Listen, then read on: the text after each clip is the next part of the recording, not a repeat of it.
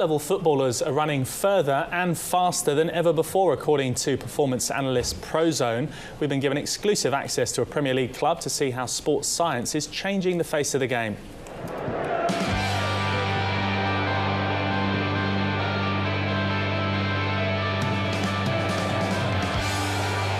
Premier League players are running further and faster. I think at an elite level where, you know, the competition in between the teams is so competitive that if teams can get that 1, 2, 3% of a competitive edge by embracing sports science, then ultimately that can mean a lot, and therefore it can be really worth it. The average number of times a player sprints in each match has increased by a massive 82% over the last 7 seasons. A sprint is defined by performance analyst Prozone as faster than 7 metres per second. Teams are also covering significantly more ground at sprinting speed. In the 2006-07 season, the average for each team at high intensity was 9.4 kilometres per match. That's jumped to 12.1 kilometres per match today. How much of that is down to sports science? It's now a recognised tool in match preparation. Let's keep moving now. One technique employed at West Ham includes the use of a cryotherapy chamber that accelerates recovery rates in the days after a match by increasing the blood flow to core muscles, which helps reduce inflammation. Feel okay? Yeah, I'm okay. It's all good. They start at -60 Celsius. In the second chamber, the temperature plummets to -130. They're inside for 2 minutes. It's colder than anywhere naturally on the planet by 50 degrees. It was cold. It was cold. It wasn't as bad as I thought it was going to be, though. Obviously, we're only in there for a little while, so hopefully we'll get some benefit from it. I just came out there. I actually feel like I'll do a half a game at least. We normally do ice bath, and you do feel the result, but you kind of feel the result quicker there. At West Ham, like all Premier League clubs, there's a team behind the team.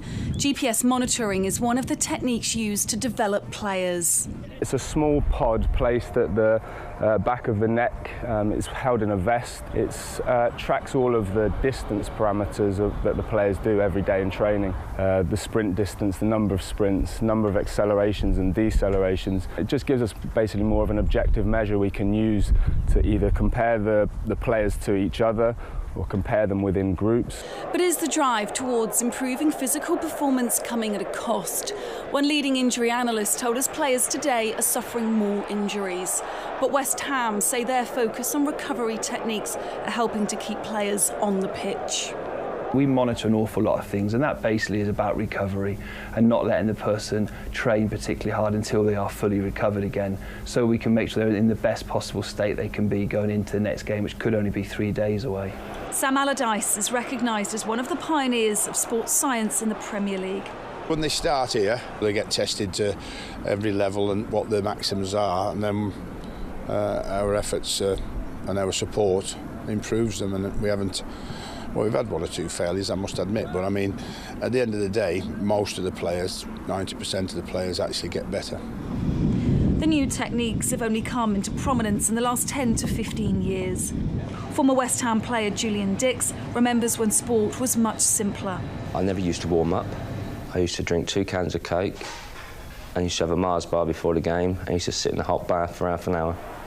So I'm not sure they would allow that. They didn't like it then, so I'm sure they wouldn't allow it now.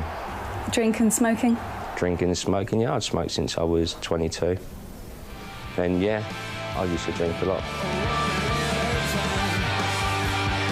Today, clubs are demanding players treat their bodies with far greater respect, and as a result, their work rate is higher. But leading sports scientists tell us it's impossible to know how much more they can push players, as their field is constantly developing. Amy Lewis, Sky Sports. Well, back in the 80s, early 80s at Man United, they'd have a steak and chips before going out onto the pitch, and then sometimes followed up by a chocolate bar. Fact. Just like Julian Dix. Exactly like they are today. Goodness me, how times have changed. Now, coming up at 12 will be live.